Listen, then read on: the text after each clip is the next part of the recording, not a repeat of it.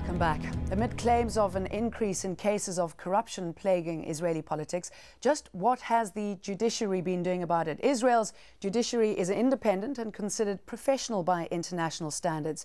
Yet some claim that the courts have been vague on the definition of corruption. Now, this grey area allowed many a politician to escape prosecution in a country where security overrides almost every other consideration. The fight against corruption often takes a back seat. We're still joined by our guests, both in Jerusalem, Gil Hoffman, the chief political correspondent and analyst for the Jerusalem Post, and Michael Parham, an advocate and vice chairman of the Movement for Quality Government in Israel. Mr. Hoffman, is it a case of security first, law second? I disagree. I think that in Israel we're making the people secure and upholding the laws. I disagree with your thesis that the legal system has failed. If anything, it's succeeded too well. It would have failed if our politicians were getting away with committing crimes. Instead, our politicians are, in fact, getting punished, slowly but surely. And the fact that you're seeing so many of these cases come to the courts and so many politicians lose their careers really shows that this is a country where people can't get away with anything because our legal system is so strong. If anything, some people in the country believe it's too strong, believe that politicians shouldn't be allowed to be investigated while they're holding high office. And there could be reforms in the reverse direction. Mr. Parham, do you agree with that? Not quite. I agree that we must put things in proportion, and that the situation is certainly in many respects not unsatisfactory. However, we have many demands on the legal system, and we feel that more could be done. Contrary to the trend now, the new trend to try to tone down the Supreme Court and try to somehow rein in the legal system, we think that particularly in the Attorney General's office and in the police, they could be more assiduous, they could be more active in investigating these cases. These things have taken a long time. If we look at these files, and which in line with the previous assessment that Olmert is really not facing any threat from this investigation, because based upon experience, these things take a really long time, especially the investigation phase. And so our movement is dedicated to improving these procedures, to speeding up these procedures. And in fact, we have a proposal that the whole idea, the whole issue of investigation of public officials should be dealt with in a separate office from the Attorney General. In other words, there's enough cases and there's enough expertise that has to be built up just in investigating public officials to take that strictly out of the hands of the Attorney General, who wears many hats, and put that in a special office. We have other Mr. Hoffman, excuse me interrupting. Will this help? We know that a bill has been proposed on Monday which will require the Prime Minister, the President, ministers and Knesset speakers to suspend themselves for 3 months if they come under formal investigation. Yeah, I don't think that bill is going to pass, but what the bill also says is that the police would then be required within those 3 months to complete their entire investigation.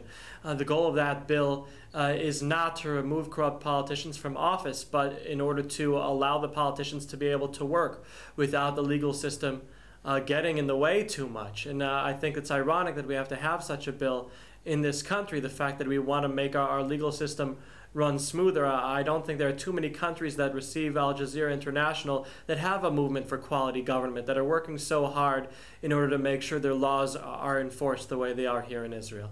Mr. Parham, do you think this is also an issue relating to the parliamentary democracy? Because it doesn't assure that the Prime Minister fulfills his full 4 years if he's voted out. Does that mean that he cannot make long-term plans to put a stop to any corruption within his government?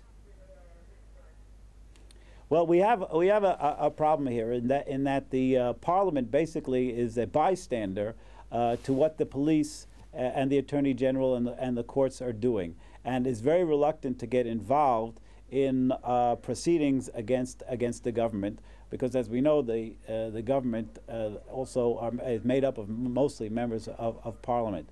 I think that the Parliament has to get more active. I think that the Parliament has to adopt measures to speed up the procedure, as in this 3-month limitation. And I think the Parliament has to, in terms of its ethics standards, make sure that if indeed a minister comes under indictment, that he will step down, actually, as has been the case, two recent cases, the Minister of Justice and the Treasury Minister, which were stepped down when the indictment was handed in.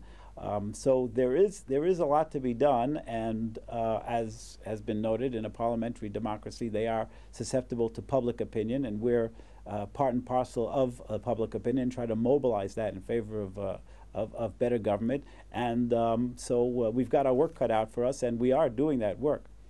Mr. Hoffman, do you think these investigations, this insecurity, is concerned to countries who invest in Israel? For example, the US, we know that they've pumped in some $3 billion this year, and yet we've heard nothing from them. Because it's not really an issue that threatens anything that the United States believes in. Look, you have to put into proportion what the Prime Minister has been accused of.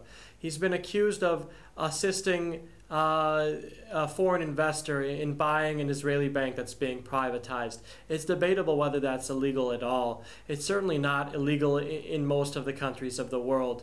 And so that's not going to have any impact on whether the United States invests here. The United States invests in Israel because America and Israel are like-minded democracies that are working to promote peace in the world in the face of threats to international stability, and that's going to continue to be the case for the foreseeable future. Mr. Parham, do you think this is just the start for Olmert? Well, I want to go back to the previous question, if I may, because that's an important point that sometimes is overlooked. But the fact that we have investigations, the fact that we have enforcement, the fact that we hold public officials accountable actually improves the investment climate. People want to invest someplace where the rule of law obtains, and where there are no scandals, and there's no reporting of corruption, and there's no movement for quality government, and nobody talks about it. I think that's a red light for investors, and I think one of the attractions of Israel as a business climate is, in fact, that the rule of law is enforced. So I wanted to make that point. But we've got research from economists who say that this actually does affect foreign exchange.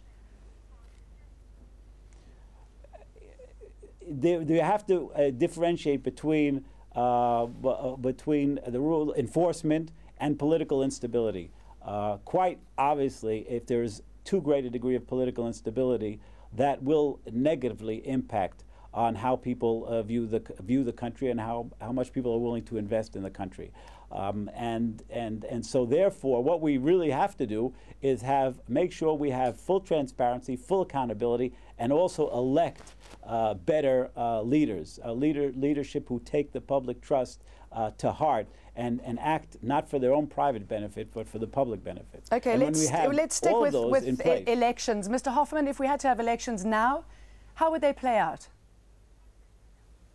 If we had an election now, then it would be a race between Prime Minister Olmert, former Prime Minister Benjamin Netanyahu, and former Prime Minister Ehud Barak.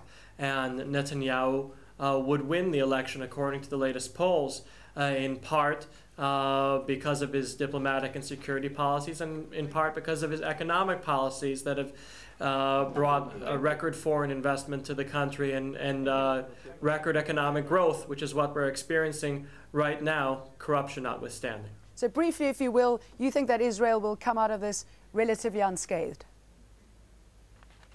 No doubt about it. Israel is going through the birth pangs of a country that's not even 60 years old yet, and Israeli voters are going to, I think in the future, elect politicians that are cleaner, that are going to serve them better, that are going to be more accountable to the people, and there are only better days ahead for the people of Israel. Okay, Gil Hoffman, the chief political correspondent and analyst for the Jerusalem Post, and Michael Parham, an advocate and vice chairman of the Movement for Quality Government in Israel. Thank you both very much for joining us, and thank you for watching us this edition of Inside Story. Of course, we always welcome your comments and suggestions. Please email them to us at insidestory@aljazeera.net. That's insidestory@aljazeera.net. And goodbye for now.